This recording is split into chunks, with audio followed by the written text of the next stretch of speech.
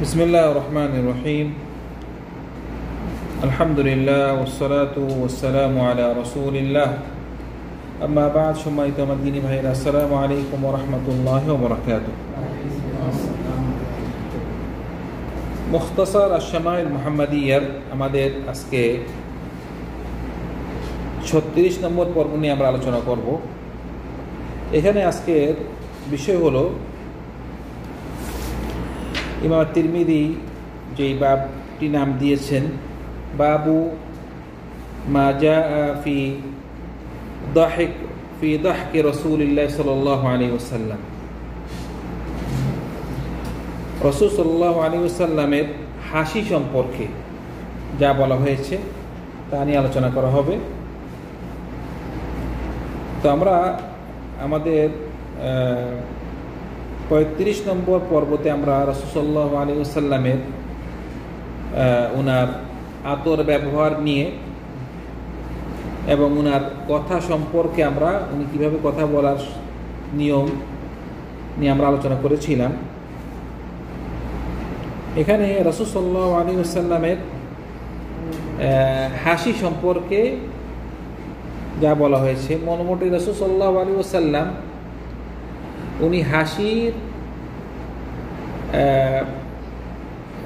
হাসি নিয়ে যেটি উনি হাসির ব্যাপারে ছিলেন, উনি মানে উনি হাসতেন এভাবে যে আপনার মধ্যপন্থী অর্থাৎ যে এভাবে একদম মানুষরা হাসির মধ্যে তিনভাবে মানুষরা থাকে। কেউ কেউ খুব বেশি জোরে জোরে হাসে,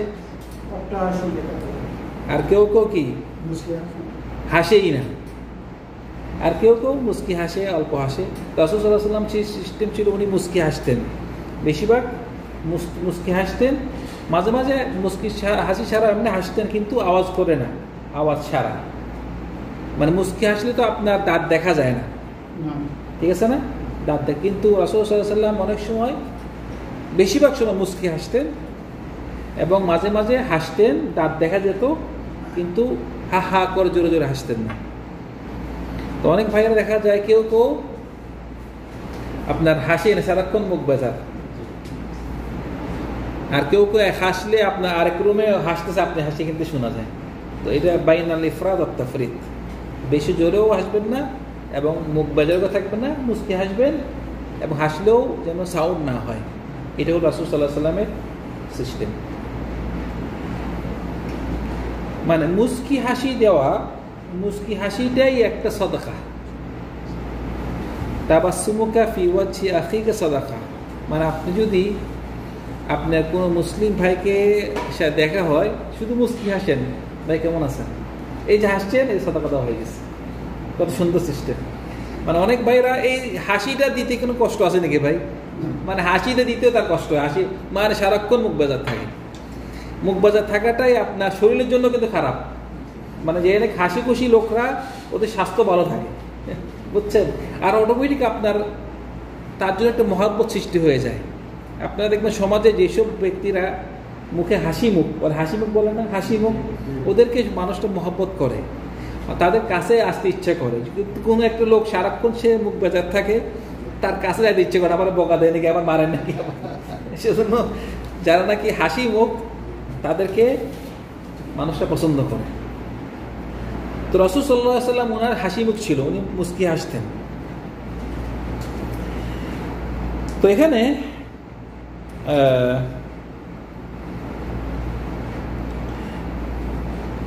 আমাদের ইমাম তিরমিজি কয়েকটি হাদিস আনছে, আমরা হাদিসগুলো উল্লেখ করছি। যে হাদিসটি, একটা হাদিস এখানে প্রথম হাদিসটি দুর্বল হাদিস, আমরা সহিহ হাদিসটি আলোচনা করছি। হাদিসটি হলো আব্দুল্লাহ বিন আল হারিস, তিনি বলতেছেন যে মা রাআইতু আহাদান আকথারা তাবাসসুমান মিন রাসূলিল্লাহ সাল্লাল্লাহু আলাইহি ওয়াসাল্লাম। মানে আমি রাসূলুল্লাহ সাল্লাল্লাহু আলাইহি ওয়াসাল্লাম থেকে অন্য কাউকে এত বেশি মুস্কি হাসতে দেখিনি। রাসূল সাল্লাল্লাহু আলাইহি ওয়াসাল্লামকে সবচেয়ে বেশি মুস্কি হাসতে দেখেছি। মানে রাসূলুল্লাহ সাল্লাল্লাহু আলাইহি ওয়াসাল্লাম থেকে অন্য কাউকে উনার থেকে বেশি মুস্কি হাসতে দেখিনি।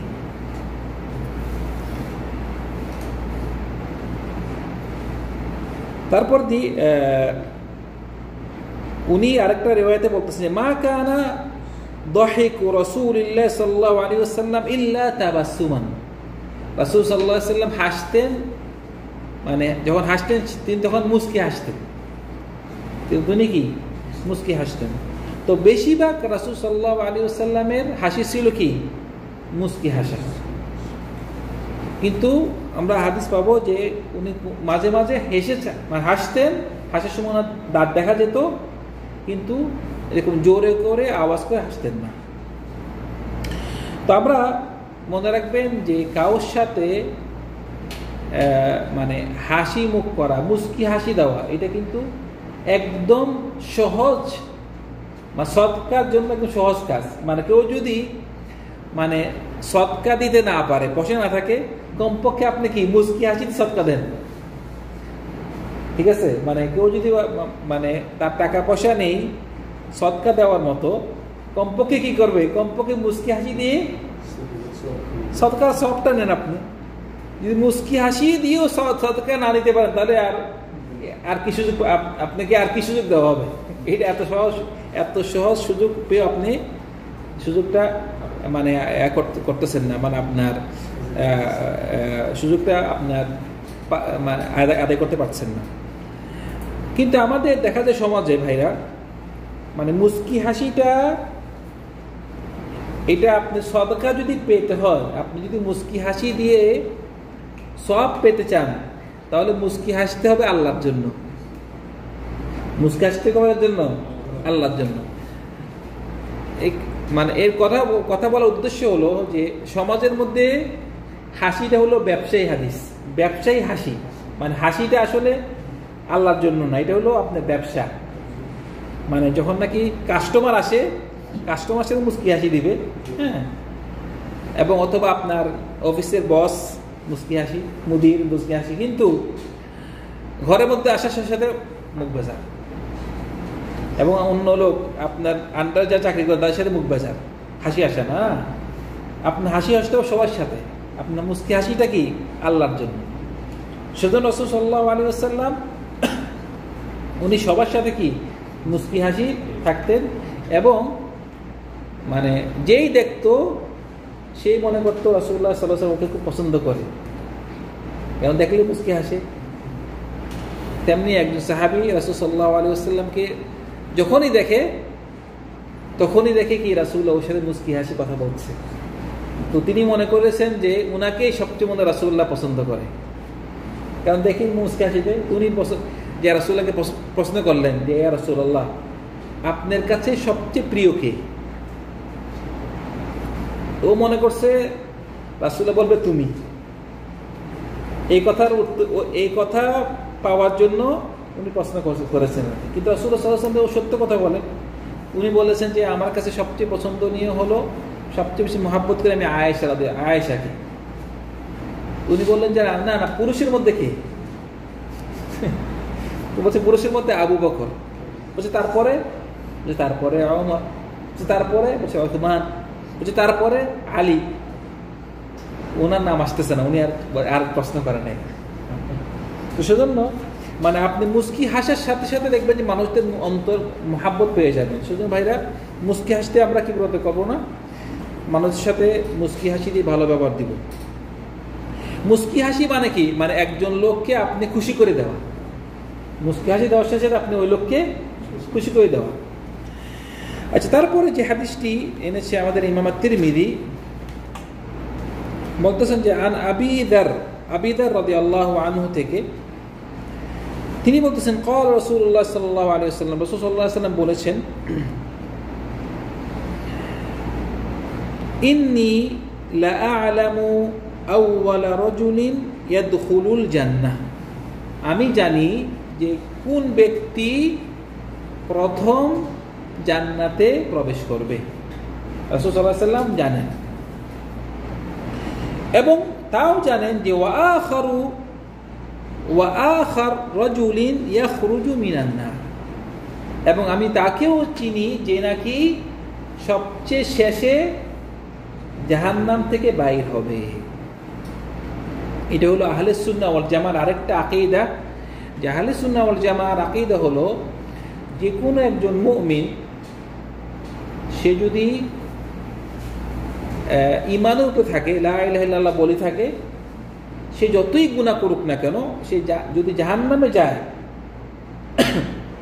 শাস্তি পাওয়ার পরে সে জাহান্নাম থেকে বাইর হবে, মানে চিরস্থায়ী সে জাহান্নামে থাকবে না। এটা হলো আহলে সুন্নাহ ওয়াল জামার আকীদা। মানে বিভিন্ন পথভ্রষ্ট কিছু দল আছে যারা নাকি বলে থাকে যে আহলে সুন্নাহ মানে মুসলিম যদি হয় কবিরা গুনাহ করলে সে চিরস্থায়ী, যারা নাকি খারেজি তাদের আকীদা হলো যে সে যদি কবিরা গুনাহ করে তাহলে কি হবে, চিরস্থায়ী জাহান্নামে থাকবে। কিন্তু আহলে সুন্নাহ ওয়াল জামার আকীদা হলো না, যদি সে কবিরা গুনাহ করেও জাহান্নামে যদি যায় সে শাস্তি হওয়ার পরে একদিন বাইর হবে। এর অর্থ না যে আপনারা পাপ করবেন, কিন্তু জাহান্নামে পাপ একদিনের পাপই তো মানে 12টা বাজে যাবে আপনার এই শত শত বছর, হাজার হাজার বছর। মানে কেউ কেউ বলে থাকে আমরা যদি মানুষদেরকে এভাবে বলি মানে তোমরা যে পাপ করো জাহান্নামে যাবা, পরে একদিন বাইর করা হবে, এর অর্থ না যদি পাপ করো না, জাহান্নামের অবস্থা আমরা কল্পনা করতে পারবো কত বড় পাপ সেখানে। মানে জাহান্নামে বলতে যে নাকি সবচেয়ে নিম্ন পাপ, সবচেয়ে নিম্ন শাস্তি, এর থেকে ছোট শাস্তি নাই। সেটা বলতেছে যে এমন এক ব্যক্তি যার পায়ে আগুন জ্বালানো হবে, পায়ে আগুন জ্বলবে, পায়ের আগুনের তাপে তার মগজ উতরাবে, এটা কি সবচেয়ে নিম্ন, এর থেকে নিম্ন পাবার নাই। আমরা কি সহ্য করতে পারবো?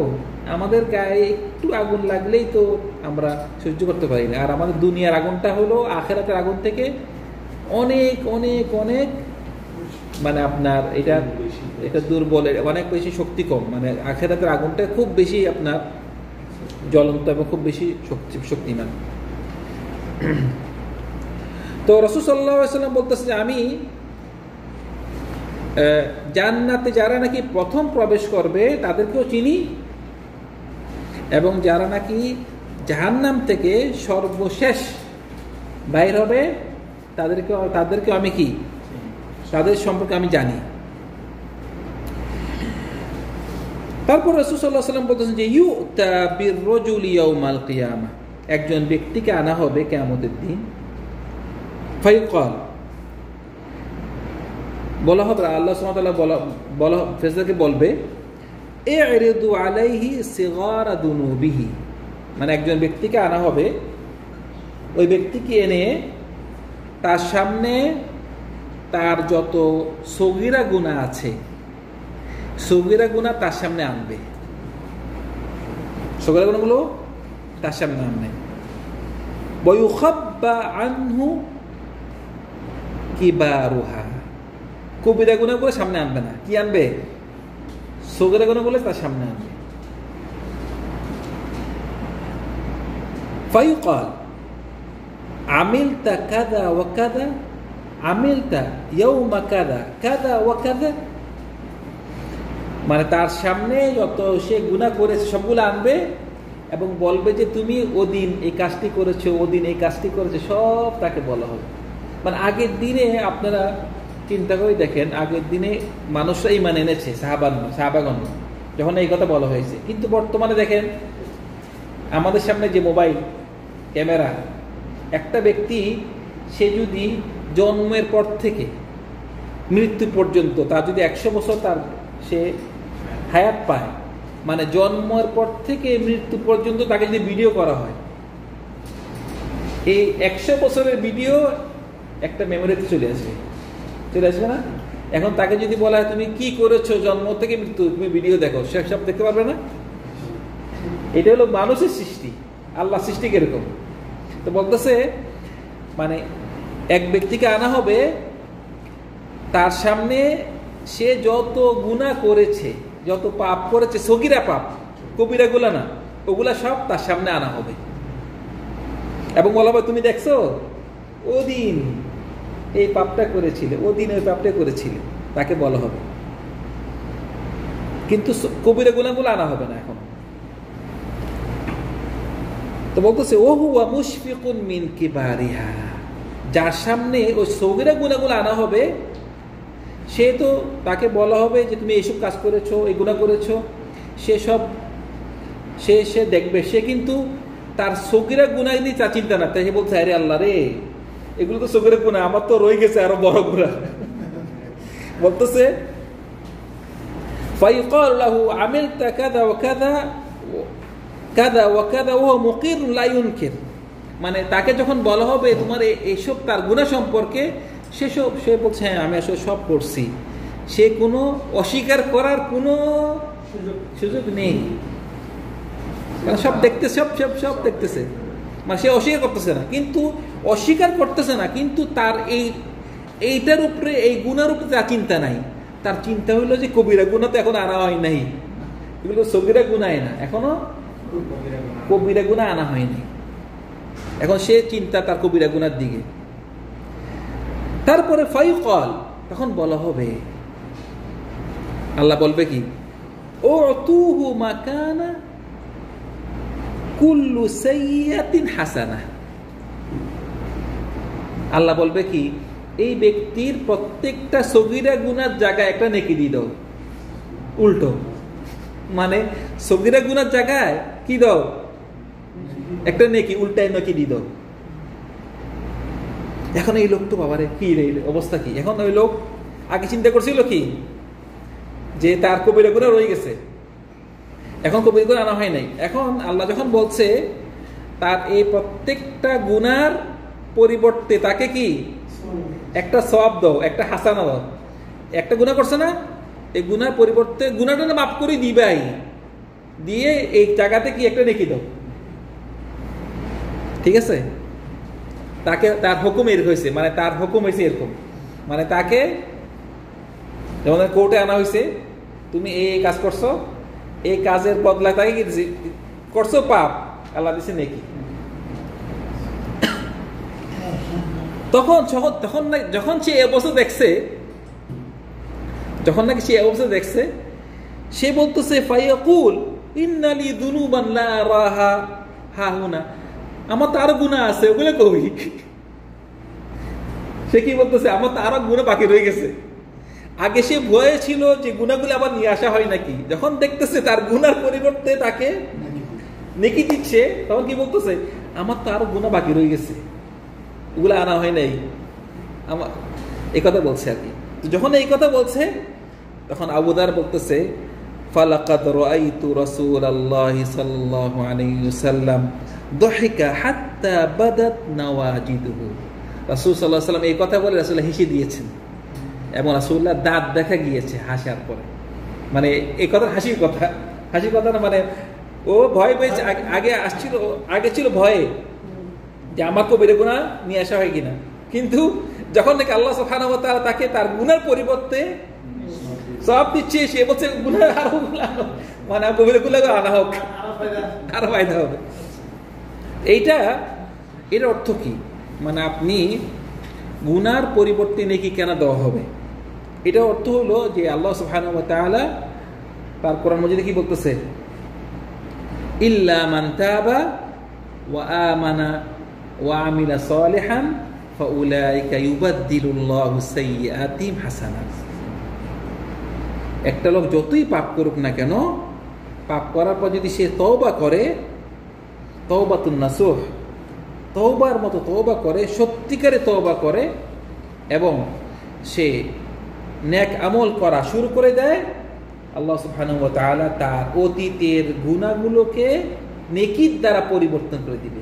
শুধু মাপ তো করবেই, মানে মাপ তো করবেই, এই মাপ তো করে আবার গুনাহগুলোকে কি নেকি হিসাবে রেখে দিবে, মানে এগুলো কল্পনা করবেন আমাদের দুনিয়াতে, এইসব মানে দুনিয়াতে এগুলো মাখলুক কোনোদিন কল্পনা করবে। তো এর উদ্দেশ্য হলো যে আপনি পাপ করবেন, তওবাটা কেউ যারা নাকি ইসলামিক জ্ঞান নেই তারা বলবে যে আশ্চর্য, মানুষ তো শুধু পাপ করবে, তওবা করবে, পাপ করবে। তওবাটা তওবার মধ্যে করতে হবে, তওবার শর্ত আছে যে আপনি তওবাটা করবেন প্রথমত আপনি যে পাপ থেকে তওবা করছেন ওই পাপটি ছেড়ে দিতে হবে। দ্বিতীয় হলো যে মনে মনে অনুতপ্ত হতে হবে কেন যে পাপটি করলাম। তৃতীয় যে ভবিষ্যতে আর করব না। এই তিনটি শর্ত আপনি অন্তর আনতে হবে। তা আপনি তওবা করতেছেন, পাপও করতেছেন। মানে সিগারেট খাওয়া থেকে, সিগারেট পান করা থেকে আপনি তওবা করতেছেন, সিগারেট পান করতেছেন, ধূমপান করতেছেন, তো তওবা হবে? আপনি তওবা করতেছেন, আপনি খারাপ ছবি দেখবেন না, খারাপ ছবি দেখানো আবার তওবা করেন না। আগে ছবি দেখা বন্ধ করতে হবে, ধূমপান বন্ধ করতে হবে, অনুতপ্ত হতে হবে কেন যে করলাম অতীতে। তৃতীয় হলো ভবিষ্যতে আর করব না। কিন্তু আপনি যদি তওবা করেন, আমি তো কাল মানে তওবা করলে আপনার টার্গেট আগামীকাল তো আমি আবার ধূমপান করবো, আগামীকাল তো আবার খারাপ ছবি দেখবো, তাতে তওবা তো হচ্ছে না আপনার। কিন্তু আপনার যে অন্তর থেকে তওবাটি হয়ে থাকে, তাহলে অবশ্যই আল্লাহ সুবহানাহু ওয়া তাআলা আপনার তওবা কবুল করবে এবং আপনার অতীতের গুনাহকে আল্লাহ সুবহানাহু ওয়া তাআলা যেভাবে নাকি বলেছে, আপনার অতীতের গুনাহকে আল্লাহ সুবহানাহু ওয়া তাআলা নেক দিয়ে পরিবর্তন করে দিবেন। তো আমরা এই হাদিস থেকে বুঝতে পারলাম যে রাসূল সাল্লাল্লাহু আলাইহি ওয়াসাল্লাম হেসেছেন এবং ওনার দাঁত দেখা গিয়েছে হাসার পরে। তারপরে যে হাদিসটি আমাদের ইমাম আত-তিরমিজি এনেছেন, হাদিস জারির বিন আব্দুল্লাহ রাদিয়াল্লাহু আনহু, তিনি বলতেছেন মা হাজাবানি রাসূলুল্লাহ সাল্লাল্লাহু আলাইহি ওয়াসাল্লাম মুনযু আসলামতু। মানে রাসূল সাল্লাল্লাহু আলাইহি ওয়াসাল্লামের সম্পর্ক ছিল সাহাবাদের সাথে একদম গাঢ় সম্পর্ক।